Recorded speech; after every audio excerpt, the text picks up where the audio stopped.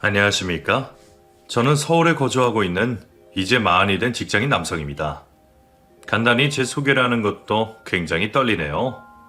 혹시 제 주변에 이 내용을 모르는 누군가가 알아차리지는 않을까 걱정도 되고요. 어디에라도 한 번쯤은 마음 편하게 이야기를 하고 싶었는데 말을 하다 제 감정이 주체가 안 될 것 같아 최대한 말을 아껴왔어요. 최측근의 사람들은 이 이야기를 저에게 들어 알고 있지만 오늘 제가 이야기할 것처럼 자세히는 몰라요. 부끄럽고 화가 나는 부분은 숨기면서 이야기했거든요. 그런데 이곳은 익명으로 속마음을 이야기할 수 있다니 힘을 빌려볼까 합니다. 그러면 제 이야기를 잘 들어주세요. 다른 이야기는 거두절미하고 일이 벌어지게 된 시점부터 이야기하겠습니다. 악착같이 공부를 했던 저는 제법 괜찮은 대학을 졸업하고 외국계 회사에서 일을 하고 있었어요. 매일 뉴스에서 취업난이라며 방송을 할 시기에 평범한 회사가 아닌 외국계 대기업에 들어간 건 같은 대학을 졸업한 친구들에 비해서도 굉장히 잘된 케이스였죠. 연봉도 높았고 회사를 다니다 이직을 하게 되더라도 좋은 조건을 받을 수 있을 정도로 탄탄대로의 길을 걷고 있었습니다. 평범한 회사원이었지만 또래들에 비해서 경제적인 여유가 있었던 저는 여러 취미생활을 즐기며 제 빛나는 싱글 라이프를 보내고 있었죠. 그렇게 취미를 즐기고 있던 중에 우연히 제 중학교 동창을 만나게 되었어요. 사실 저에게 중학교 시절이란 그다지 좋지 못한 추억이었기에 모른 척하려고 했지만 왠지 제가 겁쟁이가 된 것 같은 기분에 일부러 그 동창생에게 반갑게 인사하며 다가갔죠.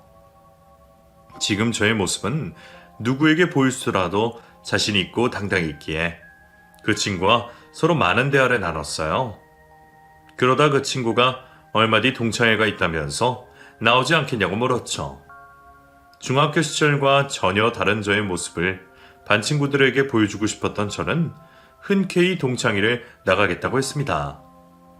그렇게 처음으로 동창회에 나가게 되었고 그 자리를 즐겼어요. 친구들 모두 중학교 시절 이승열이라고는 믿을 수 없게 변해버린 저를 보곤 놀라워했고 관심을 표했습니다. 앞서 이야기한 것처럼 제 중학교 시절은 제 인생의 오점이었던 흑역사 시절이었거든요. 고등학교를 올라가기 전까지 키도 또래들보다 작았고 얼굴에는 여드름이 잔뜩 나서 무시를 당하기 일쑤였습니다. 저도 거울에 비친 제 모습을 보고 위축이 될 수밖에 없었죠. 그러다 보니 안 그래도 작았던 목소리는 더 작아졌고 행동 하나하나가 소심하게 변했습니다. 사람들이 저에게 주목을 하면 어쩔 줄 몰라 했고 발표를 하는 날에는 준비해온 고개를 푹 숙인 채 글을 읽기 바빴죠. 그래서 괴롭힘도 정말 많이 당했어요. 남학생, 여학생 가릴 것 없이 말이죠. 그러다 고등학교 시절 전학을 가게 되면서 제 신체적인 변화가 찾아왔고 지금의 제가 되어 있었습니다. 몸이 커지고 여드름이 사라지면서 자신감이 붙었던 저는 과거의 저로 돌아가기 싫어 스스로 관리를 엄청 열심히 했어요. 그래서 지금은 그 누구에게도 자신감 있게 행동을 할 수 있었죠. 저 스스로도 제가 괜찮은 사람이라는 걸 알았기에 동창들에게 쏠린 시선을 즐겼습니다. 일종의 복수를 하는 것처럼요. 그렇게 저를 과시하듯 동창회를 즐기고 있던 중에 한 여자 동창생이 저에게 다가왔어요. 김보경이라는 친구였습니다. 그 친구는 중학교 시절부터 예쁜 외모로 인기가 많았던 친구였어요. 짝사랑까지는 아니었지만 사춘기였던 저에게 마음을 설레게 하는 친구였죠. 중학교 2학년 시절 그 친구와 같은 반이 되었는데 그 친구는 소심한 저의 반응을 즐기며 짓궂게 굴었죠. 마음에도 없으면서 자기 좋아하냐고 예쁘냐고 물어보기도 하고 괜히 어깨동무도 하면서 빨갛게 변한 제 얼굴을 보고 친구들과 웃곤 했어요. 그랬던 그 친구가 저에게 이성적인 관심을 표하며 다가오니 그 모습이 싫지 않았습니다. 오히려 그 시절과 반대가 된 상황을 즐기고 있었죠. 저에게 옛날 일을 미안해하던 보경이는 전과 많이 달라 보였어요.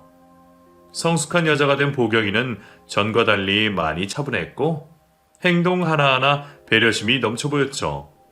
그날 즐거운 대화를 나누게 된 저는 과거의 일로 보경이에 대한 색안경을 끼지 않고 지금의 모습 그대로 쳐다보기로 했어요.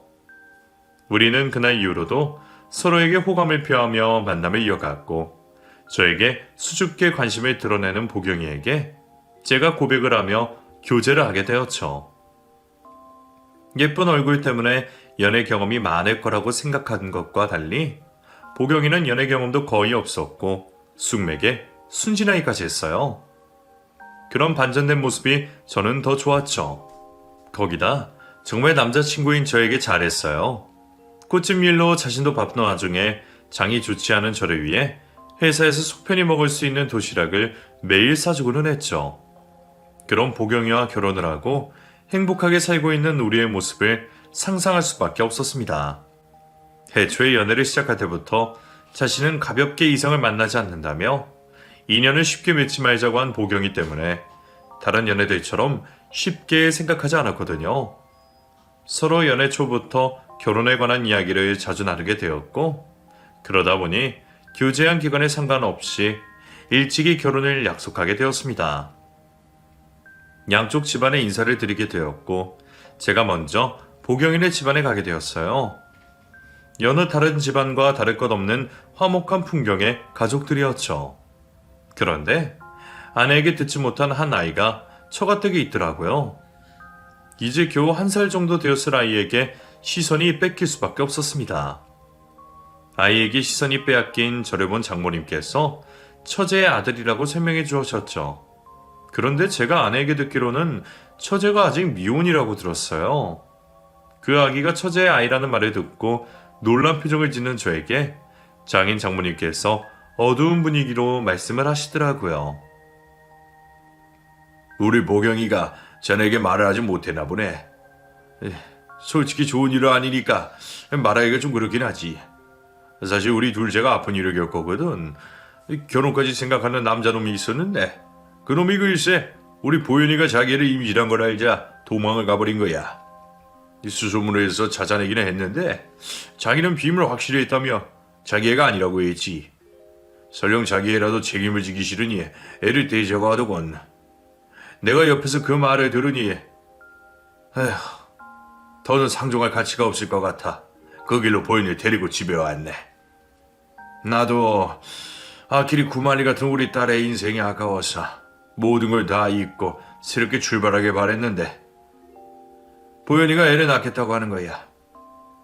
자기 뱃속에 아이가 살아있는 게 느껴지는데 엄마로서 어떻게 그런 선택을 하겠냐며 낳아서 키우겠다고 말하더라고. 나도 자식을 가진 부모이다 보니 그 마음이 이해가 되어서 보현이 인생이 얼마나 힘들지 알지만 다른 선택을 하라고 말을 못하겠더군. 그렇게 태어난 아이야, 우리 예준이가. 참 안타까운 사연을 가진 아이였습니다. 미혼모가 된 처제도 딱해 보였죠. 위로를 하는 것도 아이가 무사하게 태어나 축하하는 것도 어떤 말도 쉽게 꺼낼 수가 없었던 저는 아무런 말도 하지 않은 채 그 이야기를 듣고만 있었어요. 아이에 대한 말을 해주시던 장인 장모님은 사이가 될 사람이 온 날 궁상스러웠다며 대화의 주제를 돌리셨습니다. 그 후로 식사를 하고 결혼 계획에 대해 대화를 하며 즐거운 분위기 속에 있었죠. 그런데 계속 두 사람이 신경 쓰이더라고요. 한 명은 계속해서 표정이 좋지 않은 처제였고 한 명은 조카 예준이었습니다. 그날 듣게 된 이야기 때문에 괜히 신경이 더 쓰이는 것도 있었지만 처제가 아이에게 너무 무관심한 모습에 신경이 쓰일 수밖에 없었습니다. 아이가 뭔가 불편해서 칭얼거리는 것 같은데 엄마인 사람이 그걸 눈치채지 못하고 혼자 뭐가 그렇게 기분이 나쁜지 뾰로통한 표정으로 휴대폰만 붙잡고 있었거든요. 물론 미혼모인 처제 앞에서 결혼 이야기가 왔다 갔다 하는 게 기분이 나쁠 수도 있겠지만 그렇다고 아이에게 무관심할 필요는 없잖아요. 남편도 없이 일을 하며 육아까지 하는 게 제가 상상도 할 수 없을 만큼 지치고 힘든 일이겠지만 그래도 너무하다는 생각이 들 정도로 처제는 자신의 아이에게 무관심했죠. 저 때문에 더 기분이 좋지 않은 처제가 신경이 쓰여 아이의 작은 움직임에도 제가 더 어쩔 줄 몰라 하고 있었습니다. 그런데 그런 제 모습을 아내와 장인, 장모님께서 보시고는 신경을 쓰지 말라고 하시더라고요. 그래도 제가 아이에게 관심이 되지 못하자 급기야 아이를 데리고 방으로 들어가라며 처제에게 강한 어조로 말씀을 하셨죠. 아버님, 그렇게까지 안 하셔도 됩니다. 저 불편하지 않습니다. 처제 아직 밥도 다 먹지 못한 것 같은데 그냥 앉아서 식사하게 두시죠. 사위는 백년 손님이라고 하는데 그렇게 귀한 손님 처음으로 맞이하면서 이런 모습 보이면 안 되지. 우리가 지 기분 나쁜 걸 이해해 줄 필요도 없고 다 자업자득이야. 자기가 한 선택인데 누굴 탓하겠어. 예비 사이로서 처음 그 집에 방문한 저 때문에 장인어른께서 일부러 더 강하게 처제를 탓하는 말씀을 하셨겠지만 자업자득이라는 말까지는 좀 심하다 싶었어요. 그렇다고 인사를 드리러 온 제가 더 나설 일은 아닌 것 같아 다른 말은 하지 않고 식사를 하며 대화를 이어갔죠. 그날의 작은 소동을 제외하고는 결혼을 하는 데 있어 다른 잡음은 생기지 않았고 저와 아내는 모두가 축하해주는 행복한 결혼식을 올리게 되었습니다. 결혼을 하고 난 뒤 처가댁에 좋은 사이가 되고 싶었던 저는 최대한 자주 장인 장모님을 찾아가 뵈려고 했습니다. 그런데 집을 찾아갈 때마다 집에 예준이가 있었어요. 일을 하고 있던 처제를 대신하여 장인 장모님께서 아이를 맡아주셨던 거죠. 아이를 별로 좋아하지 않던 저였지만 딱한 처지에 있는 아이와 나이 많으신 장인 장모님께서 고생을 하고 계신 걸 보니 제가 두 손 걷어붙이고 나서게 되더군요. 애를 안아본 적은 한 번도 없었지만 그렇다고 칭얼거리는 아이를 두고 가만히 앉아 그 상황을 지켜볼 수는 없었죠. 그런데 그럴 때마다 장인 장모님께서는 귀한 사이 귀찮은 일 하지 말라며 저 품에 있던 예준이를 다시 데려가셨습니다. 아이고, 내가 괜찮다고 했는데도 또 예순이 안고 있네. 이서방, 저가 집에 와서는 그냥 쉬고만 있어. 이렇게 와준 것도 고마운데 무슨 애까지 보려고 해. 애가 얼마나 무겁다고요. 이렇게 잠깐 안고 서 있는다고 힘들고 그러진 않습니다. 그리고 괜히 제가 와서 이것저것 챙겨주시느라 힘드실 텐데 애까지 오면 얼마나 정신이 없으시겠어요. 예준이 이러다 곧 잘 것 같으네. 조금만 더 안고 있다 잠들면 내려놓을게요. 아니야. 곧 이가 온다고 했으니 내가 안고 있을게. 자네는 그저 앉아서 과일 먹고 편히 쉬게. 일주일 내내 일한다고 고생할 사람이 여기까지 일하면 되나? 자네가 이렇게 하고 가면 내가 오히려 불편해. 예준이 어서 건네주기에. 그때는 장인 장모님께서 사이를 생각하는 마음에 또 아이를 보는데 서툰 제 모습에 예준이를 데려간다고 생각했어요. 그래서 몇 차례 예준이를 돌려준 다음에는 나서질 않았죠. 제가 없는 평소에는 어떻게 지내는지 모르겠지만 사위인 제가 왔을 때는 저보다 후순위로 밀려 외조부모의 애정을 받지 못하는 예준이가 불쌍해 보였습니다. 안 그래도 바쁜 처제로 인해 엄마의 사랑도 또래 아이들보다 적게 받다 보니 더 신경이 쓰일 수밖에 없었어요. 제가 잠시 아이를 돌보는 걸 신경을 쓰시는 처갓집 가족들 때문에 다른 행동은 할 수 없었고 대신 아이에게 필요한 육아용품이라도 많이 사주며 신경이 쓰이는 마음을 대신 전달했습니다. 그러다 그런 아이 때문에 잠시 저와 아내 사이에 갈등을 하는 일이 생기게 되었어요. 처갓댁 상황이 신경 쓰이는 것 빼고는 아무런 문제 없이 행복한 결혼 생활을 즐기고 있던 저에게 어느 날 아내가 예준이를 데리고 와서 키우면 어떻겠냐고 물어온 거죠. 그 당시 처제에게 해외에서 일할 수 있는 좋은 기회가 찾아왔었는데 아이 때문에 고민을 하고 있다고 하더라고요.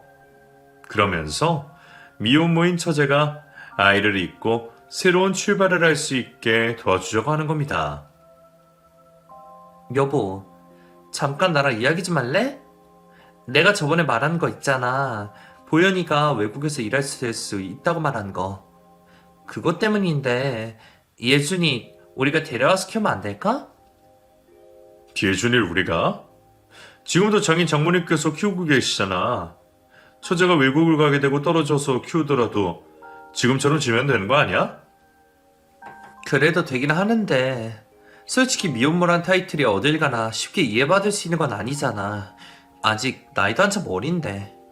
이왕 새로운 곳에서 새롭게 출발하는 거면 깨끗한 상황이 좋을 것 같고 우리 부모님 나이도 있으신데 언제까지 저렇게 고생만 시켜. 그래도 그렇지. 우리가 애를 못 가지는 상황도 아니고 서로 합의하에 안 가지는 상황인데 굳이 조카를 데려와서 키울 필요가 있어? 지금처럼 장인 장모님께서 예준이 키우시고 우리가 더 자주 찾아가서 도와드리면 되지. 공동육아처럼. 처음에는 나도 그렇게 하면 될 거라고 생각했는데 매일 예준이 보는 우리 부모님 마음이 얼마나 아프시겠어. 손자가 부모 사랑도 못 받고 크는 걸 얼마나 가슴 아파하시겠냐고. 그리고 외국에 있는 보현이도 마음이 편하겠어? 뻔히 나이 드신 부모님이 자기 때문에 고생하시는 걸 알 텐데. 당신은 다르겠지만 나는 아이를 가지지 않는 이유 중에 하나는 출산의 고통 때문이야. 솔직히 여자로서 아이를 키우고 싶은 생각도 있어. 그래서 내 입장에서는 지금 예준이를 데려오는 게 나와 우리 부모님 그리고 보현이에게도 좋은 게인 것 같고, 당신만 허락해준다면 내가 예준이를 내 친자식처럼 키울게. 당신 입장도 충분히 이해하는데 한 번만 우리 가족을 위해서 허락해주면 안 될까? 우리 가족 다들 너무 힘들어서 그래.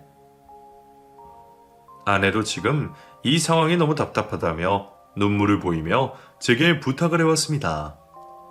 원래부터 결혼생활 내내 아이를 가질 생각이 없었고 더군다나 예준이를 돌봐주고 있는 처가댁이 있는 상황이라 절대 안 된다고 반대를 하는 저였지만 아내의 눈물과 속마음에 허락을 해줄 수밖에 없었어요. 아내는 아이를 데려오는 대신 제가 아이 일로 신경을 쓰지 않겠다고 말했습니다. 아이를 키우는 데 있어서는 자신이 모든 걸 하겠다고 말이죠. 그렇게 예준이를 저희 집으로 데려오게 되었고 아내는 자신이 한 말을 지키려는 듯 정말 예준이를 정성껏 돌봤어요. 아무리 동생이 낳은 조카라고 하지만 저렇게까지 하나 싶을 정도였죠. 누가 보더라도 예준이의 친엄마 같이 보였어요. 다른 사람들이 있을 때나 없을 때나 한결같이 아이를 생각하며 정말 친자식처럼 예준이를 키웠죠. 홀로 예준이에 관한 건 홀로 감당하려는 그 모습에 오히려 제가 미안해질 정도였습니다. 예준이를 데려오고 싶다고 처음 저에게 말을 했을 때 제가 반대를 한 이유 때문인지 좀 과하다 싶을 정도로 저에게 부담을 주지 않으려고 했거든요. 육아와 살림을 사는 아내가 피곤해 보여 휴식을 취했으면 하는 마음에 제가 예준이를 데리고 밖으로 나가려고 하면 굳이 자기도 같이 가겠다며 한시도 예준이를 자기 곁에서 떨어뜨리려고 하지 않았습니다. 처음에는 저에게 한 말을 지키고 친모인 처제와 떨어진 아이가 불쌍하여 저렇게 열과 성의를 다해서 돌보나 싶었는데 나중에는 아내 자신도 아이를 키우고 돌보는 일을 진심으로 좋아하는 것 같더라고요. 그렇게 5년이라는 시간이 지났습니다. 여전히 아내는 예준이에게 정성을 다하고 있었어요. 그런 아내의 모습을 보니 아이를 가지는 것에 부정적으로 생각하는 저도 한 명 정도는 낳아도 되지 않을까 고민을 하게 되었죠. 비록 예준이가 제 자식은 아니었지만 곁에서 한 가족으로서 아이를 같이 양육하다 보니 아이를 키우는 게 무조건 부모의 희생만 있는 건 아니라는 것을 느꼈거든요. 좀 늦긴 했어도 아이를 가지는 것을 아내와 상의할 필요가 있다고 생각했죠. 하지만 그 말을 꺼내는 게 쉽지는 않았어요. 저도 회사 일로 바빴고 하루 종일 예준이를 돌보고 집안일을 하느라 지쳐있는 아내를 붙잡고 말을 꺼낼 수가 없었죠. 그러다 회사 사정으로 제가 평일 하루를 쉬게 되었어요. 주말을 제외하고는 오랜만에 쉬는 날이라 예준이를 처가댁에 맡겨놓고 아내와 데이트도 하고 임신에 관한 이야기도 할 계획을 짰죠. 그런데 아침부터 바빠 보이던 아내가 일이 있다며 처가댁에 다녀오겠다고 말하는 거예요. 예준이는 자신이 재웠고 아이가 일어나기 전에 돌아올 거니 마음 편히 저 하고 싶은 걸 하라고 했습니다. 제 계획대로 되지 않아 좀 아쉽긴 했지만 귀한 휴무일에 집에만 있기 그래서 자영업을 하는 친구들에게 연락을 돌려 약속을 잡으려고 했죠. 그런데 언제 깨어날지 모르는 아이를 혼자 두고 집을 나간다는 게 마음에 걸리더라고요. 아무리 친정과 저희 집이 가깝고 아내가 금방 돌아온다고 했지만 7살인 예준이가 집에 아무도 없다는 걸 알면 무서워할 것 같았죠. 괜한 곳에 에너지 쓰지 말고 집에서 휴식이나 취하기로 했습니다. 라면을 끓여서 거실에 앉아 TV를 보고 있는데 라면 냄새 때문인지 예준이가 잠에서 깨어나 거실로 나오더라고요. 예준이 라면 냄새 때문에 일어났어? 배고프면 옆에 앉아서 라면 먹을래? 아니요. 그냥 옆에서 놀게요. 아이는 제 옆에서 놀고 저는 라면을 다 먹은 뒤에도 거실에 앉아 TV를 보고 있었죠. 제가 보고 있던 프로는 예전에 하던 시트콤이었는데 이번화 내용 중 하나가 포경수술에 관한 거였어요. 그 내용을 같이 보던 예준이가 포경수술에 관해서 관심을 갖더라고요.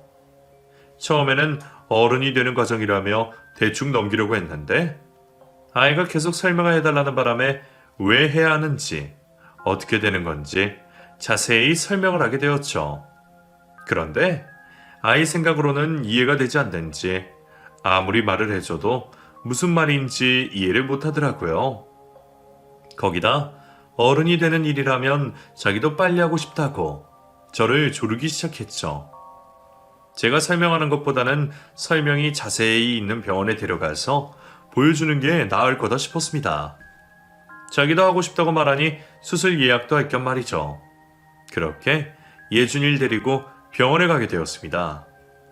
병원에 도착한 저는 잠시 대기를 하며 병원에 있는 포스터와 팸플릿으로 예준이에게 포경수술이 어떤 것인지 설명을 하게 되었어요. 그리고는 접수처에 포경수술 예약을 하러 왔다고 말을 했죠. 나름 그것도 수술이니까 당연히 당일은 안 될 거라 생각을 했는데 접수를 도와주시는 분께서 당일 수술이 가능하다고 하는 겁니다. 저는 포경수술을 궁금해하는 아이에게 설명을 해주고 예약만 잡으러 온 거라 당황스러웠어요. 이렇게 된 거 하루라도 빨리 수술하면 좋을 것 같아 아내에게 상의를 하려 전화를 했는데 받질 않더라고요. 우선 메시지도 남겼으니 곧 연락이 오겠지 싶어 병원에 앉아 기다렸습니다. 한참을 기다려도 아내에게 전화가 오지 않자 점점 지루해진 저는 챙겨왔던 예준이에 대한 서류들을 확인하고 있었습니다. 아이와 단 둘이 병원에 오는 일이 처음이라 뭘 가져야 하는지 몰라 이것저것 다 챙겨서 가방에 담아왔거든요. 아이에 관한 게 뭐 이렇게 많나 하다가 산모수첩이 있는 걸 보게 되었습니다. 저 어릴 때는 이런 게 없었던 것 같아서 호기심에 산모수첩을 펼쳐보았죠. 그런데 맨 앞 첫 장에 예준이 이름과 함께 아내의 이름이 산모명에 적혀 있는 겁니다. 뭔가 이상하더라고요. 거기다 글씨체도 아내 글씨체가 맞고 말이죠. 순간 머릿속에 이상한 생각이 스쳐 지나갔습니다. 예준이가 아내의 아들이 아닐까 싶었죠. 그 전까지 대수롭지 않게 여겼던 모든 것들이 이 산모수첩 하나로 다 의심가기 시작하더라고요. 괜한 생각을 하는 것 같아 이상한 생각을 지워버리려고 했습니다. 이곳에서 더 있다간 지금 생각하는 의심이 꼬리에 꼬리를 물 것 같아서 아내가 끝내 전화가 오지 않는다는 핑계로 수술을 미룬 다음 병원을 떠났어요. 얼른 생각을 비우려고 했습니다. 집으로 들어온 저는 아내에게 아무런 말도 하지 않은 채 모른 척 평범한 하루를 보냈습니다. 하지만 한번 머릿속에 들어온 의심은 쉽사리 떨어지지가 않았죠.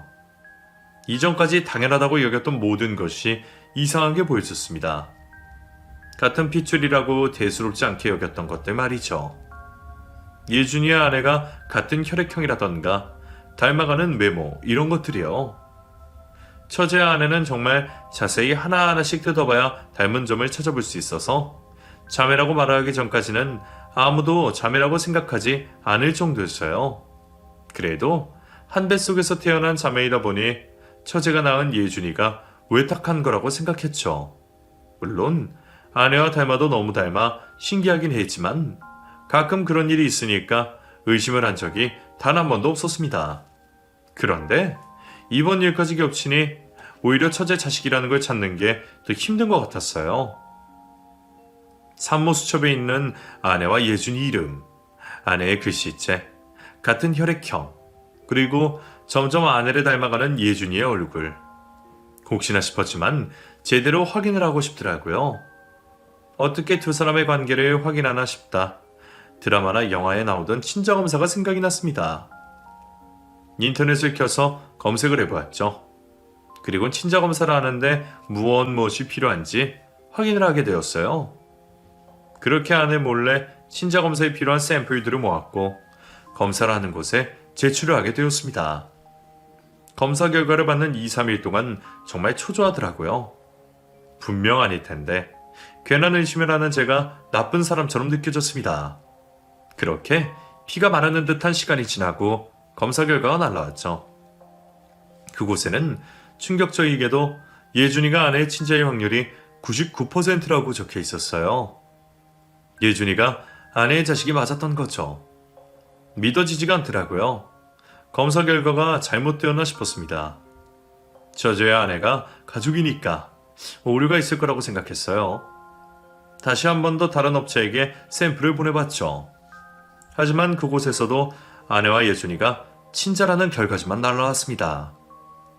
이게 무슨 일인가 싶어서 멍해지더라고요. 태어나 이런 일을 겪을 거라고는 손톱만큼도 상상한 적이 없었거든요. 아내에게 묻고 싶었지만 솔직하게 말하지 않을 것 같았죠. 자기 아들이라고 설명한 처제에게 이 사실을 따져 물어보기로 했습니다. 저는 곧바로 전화기에 있는 처제 번호로 전화를 걸었고 신호가 한 얼마 뒤 처제가 전화를 받았죠. 그런데 처제의 목소리를 듣자마자 이게 뭐지 싶더라고요. 외국을 갔다고 한 처제가 어떻게 전화를 받나 싶었죠. 로밍을 하지 않고서야 이렇게 전화를 받는다는 게 말이 안 되잖아요. 외국에서 생활하면서 굳이 그 비싼 로밍을 하며 한국 번호를 살릴 이유가 없는데 말이죠. 처제 뭐야? 외국에 나가 있다고 하지 않았어? 네? 형부예요? 도대체 뭐야? 처제도 그렇고 보경이도 그렇고 왜 다들 거짓말들을 하고 날 속이는 거야? 처제 그러면 지금 한국에 있는 거지? 그게 잠깐 한국에 들어올 일이 있어서.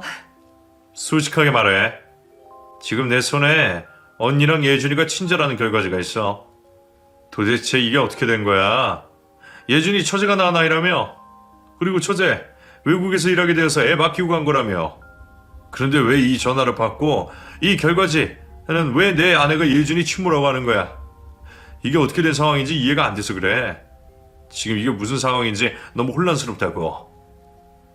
내가 다 알게 된 상황이잖아. 솔직하게 말 좀 해줘. 다짜고짜 사실을 묻는 저에게 다른 말을 하지 않던 처제는 긴 한숨을 쉬고 난 뒤 자신이 알고 있는 모든 사실을 이야기해 줬어요. 저도 우리 집 사람들이라면 아주 진절머리가 나니까 솔직하게 다 이야기할게요. 형부가 천상 여자라고 철석같이 믿고 있는 언니 말이에요. 사실 완전히 날라리예요. 해퍼도 그런 해픈 여자 없다고요. 결혼도 이미 2번이나 했었고 형부가 3번째인 거죠. 제 아들이라고 엄마 아빠랑 언니가 소개해줬던 예준이는 사실 언니가 2번째 남편 사이에서 낳은 아이예요. 첫 번째 형부 사이에서도 애가 2명인가 3명인가 있을 텐데 그쪽 애들은 시댁에서 자신들이 키우겠다고 데려갔어요. 예준이도 원래는 남자 쪽에서 데려가 키운다고 했는데 일이 꼬인 건지 이혼하고 언니가 애를 데리고 집으로 왔더라고요. 저희 부모님은 망나니 같은 언니가 그래도 자식이라고 그 모습이 안 되어 보였나 봐요. 젊은 언니가 새 출발하려면 그 애가 발목을 잡을 것 같으니까 호적에 부모님 밑으로 넣은 거예요. 그리고 애초에 언니는 애준이에게 애정이 없었으니까 부모님이 그렇게 해준다고 하면 자기는 땡큐니까 받아들였고요. 근데 왜 이전까지 애들한테 애정이 없었는지 아세요? 애초에 사랑해서 한 결혼이 아니니까요. 저희 언니에게 결혼이라는 건 먹고 살기 편하라고 하는 거예요. 일종의 취업하는 거죠. 고등학교도 중간에 중퇴하고 맨날 친구들이랑 놀러만 다니니 제대로 직업이나 구할 수 있겠어요? 그나마 좀 반반한 얼굴로 남자들이나 잘 만나고 다니는 거 빼고는 할 수 있는 게 없으니까. 그 중에 괜찮은 남자 만나서 결혼한 거라고요. 먹고 살 걱정 안 하려고. 처음에는 엄청 현모양처처럼 잘해주다가 점점 본색이 나오니까 그제서야 속은 걸 알게 된 이전 형부들과 싸우게 되고, 그럼 또 지성질 못 이겨서 이혼하겠다고 난리를 피워서 이혼을 2번이나 한 거예요. 지금 형부는 언니 이혼하고 4개월 만에 만난 거예요. 아니, 처제, 그걸 알면서 어떻게 나한테 아무 말 안 할 수가 있어? 지금 처제가 이야기하면서도 얼마나 못된 짓인지 알고 말하는 거잖아. 어떻게 그 집안 사람들 모두 똘똘 뭉쳐서 날 속일 수가 있어? 죄송해요. 근데 저도 형부가 집에 찾아오기 직전까지만 해도 아무것도 몰랐어요. 형부 찾아오기 몇 시간 전에 그 집 사람들이 아무 말 하지 말고 가만히 있으라고 해서 그냥 그런가 보다 했고, 나중에 언니랑 결혼할 사람 온다고 하길래 언니 사정 다 이해해주는 호구가 있구나 싶었다고요. 근데 갑자기 예준이가 지 아이라고 하고 저는 한순간에 미혼모가 되어버리고, 솔직하게 이야기하려고 하니까 엄마 아빠가 저를 째려봐서, 아빠가 어릴 때부터 저희들에게 가족폭력을 잘 휘둘렀던 편이라 겁이 나서 아무 말도 못하고 있었어요. 솔직히 말하지 못한 건 정말 죄송해요. 아니, 아무리 무서워도 그렇지. 한 사람의 인생이 달린 상황에서 어떻게 그럴 수가 있어? 정말 죄송해요. 저도 나중에는 양심에 찔려서 더는 못하겠다고 말을 했는데, 가족들이 이제 저도 공범이라고 그만하려고는 저만 입 닫고 조용히 떠나라고 하더라고요. 제가 떠나면 예준이야 원래 부모님 호적 밑에 있으니까 언니 막내 동생으로 키울 줄 알았는데, 언니가 갑자기 키운다고 할 줄은 저도 몰랐어요. 무슨 이런 경우가 있나 싶었습니다. 살다 이런 일을 처음 들어봤어요. 정리를 하자면 재혼한 남편 사이에 낳은 예준이를 이혼을 하게 되며 데리고 왔고, 장인 장모님이 젊은 나이에 아내 미래를 위해 예준이를 자신의 밑에 가족관계상 자식으로 넣은 겁니다. 그런 상황에 아내의 곁에 제가 나타나고 결혼을 하게 되자 막내 동생이라고 하기에는 말하기가 좀 그랬던 건지 처제의 자식이라고 또 한 번 더 저를 속인 거죠. 처제는 부모님의 협박으로 어쩔 수 없이 미혼모가 되어 예준이 엄마가 되었던 거고요. 그러다 처제가 더는 가족들의 거짓된 연극을 그만하겠다고 하자 조용히 떠나라 했고, 무슨 바람이 분 건지 예준이를 아내가 데려가 키우겠다고 한 거예요. 지금 상황을 정리하면서도 기가 차오릅니다. 아이가 물건도 아니고 그 집안 가족들끼리 돌려가며 입맛대로 보호자를 바꾸고 있었어요. 친자검사 결과도 2개나 있었고 또 처제에게서 어떻게 된 일인지도 알게 되었으니 저는 아내 입으로 이 모든 일을 솔직하게 듣고 싶었어요. 때마침 제가 한참 동안 밖에 나가 전화통화를 하고 있자 무슨 일인가 궁금해하던 아내가 전화를 걸어왔습니다. 저는 단둘이 드라이브나 하자며 예준이를 처갓집에 잠시 맡겨두자고 했어요. 아내는 제가 데이트 신청을 하는 줄 알고 신이나 아이를 맡기고 왔죠. 아내가 차에 올라타자마자 저는 지금이라도 아내가 사실대로 말해주길 바라며 이야기 시작했습니다. 당신 나한테 할 이야기 없어? 솔직히 이야기하면 괜한 이야기들은 들추지 않을게. 뭐야, 데이트하는 줄 알았더니 사람 캐물으려고 한 거야? 농담 아니야. 지금까지 나한테 거짓말한 거 솔직하게 말해. 정말 왜 이래? 당신 진지한 거야? 제가 아무런 대답이 없자 더는 농담이 아니라는 걸 느낀 아내는 다른 사실을 이실직고 했죠. 그래. 내가 당신 벌어오는 돈의 반은 다 관리받는데 좀 썼어. 근데 내가 나 좋자고 이렇게 했겠어? 당신도 내가 밖에서 어리게 보이고 예쁘게 보이면 좋은 거잖아. 솔직히 제대로 관리받으면 더 비싼데 나도 사람들에게 물어서 저렴한 곳에서 받은 거라고. 남들은 피부에 얼마나 쓰는 줄 알아? 지금 내가 돈 이야기하는 것 같아? 겨우 돈 때문에 이런 말 하는 거 같냐고. 당신 어떻게 사람을 이렇게 기만해? 당신 가족들 중에 누가 한 명이라도 실수하면 그땐 어떻게 수습하려고 날 속여? 예준이 당신 아들인 거 끝까지 속이려고 했어? 여보, 당신이 그걸 어떻게 알아? 설마 보현이 걔가 말해준 거야? 예준이 때문에 병원 갔다가 알았어.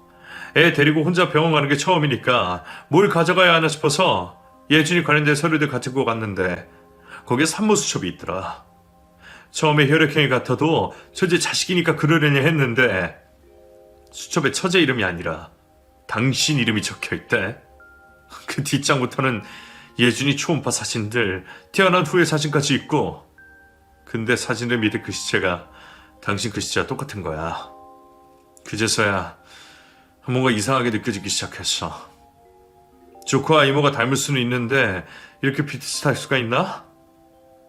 분명 처제는 당신과 닮지는 않았는데 그리고 왜 산모수첩에는 당신 이름이 있지? 진짜 혹시나 싶어서 유전자 검사를 했는데 당신이 예준이 친모라는 결과 나왔어. 그래서 알게 된 거야. 여보, 그게 나도 다 사정이 있어서 그래. 내 말 좀 들어봐. 나도 왜 당신에게 이야기하고 싶지 않았겠어. 나도 불안한 마음으로 사는 게 얼마나 불편했다고. 예준이 내 아이 맞아. 내가 사귀던 사람 사이에 아이를 가지게 되었는데 그 사람이 아이를 책임지시려는지 도망을 가더라고. 그렇다고 소중한 아이를 지울 수가 없잖아.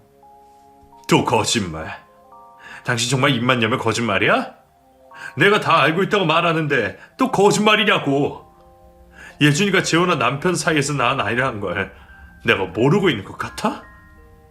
전부 다 들었어. 당신이 날 만나기 전까지 무슨 생각으로 어떻게 살아왔는지. 첫 번째 남편 사이에 아이가 있는 거, 재혼을 한 거, 그리고 새 출발하려고 예준이를 장인 장모님 호적 밑으로 넣은 것까지. 당신들 가족들 모두가 날 속인 걸 알고 있었다고. 나를 지금까지 속였다는 그 말을 다 듣고도 쉽사리 어떤 결정도 못 내리겠더라. 내가 정말 등신인지 모르겠지만 당신 입장도 있을 거라고 생각해서 솔직하게 이야기해주길 바랬던 거야. 이야기를 듣고 우리 관계 생각해보려고. 그런데 끝까지 거짓말이네. 내가 어디까지 믿어야 하는 거야? 이제 당신이 숨 쉬는 것조차 거짓말 같아. 당신이 날 사랑하긴 하는 건지 의문이 든다고.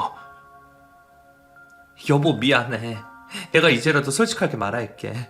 나 당신 사랑해. 솔직하게 말하면 당신이 떠날 것 같아서 말을 못했던 거야. 흥분하지 말고 이제 내 말 좀 들어봐. 솔직히 처제에게 아내에 대한 지난 사실을 들으면서 배신감에 휩싸였습니다.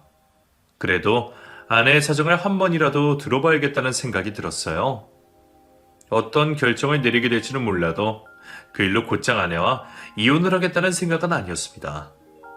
하지만 아내는 제가 준 기회마저도 거짓말을 일삼으며 부부간의 믿음을 무너뜨렸죠. 그 이후에도 마찬가지였어요. 솔직한 자신의 심정을 이야기하기보다는 계속해서 변명을 했을 뿐이었죠. 그런 모습에 답답했던 저는 눈물을 쏟아가며 솔직하게 말해달라고 했지만 결국 자기가 한 거짓말에 꼬리에 꼬리를 물며 거짓말을 반복하기만 했습니다. 입으로 잘못했다, 미안하다 사과를 했지만 정작 제가 듣고 싶은 이야기는 들을 수가 없었죠.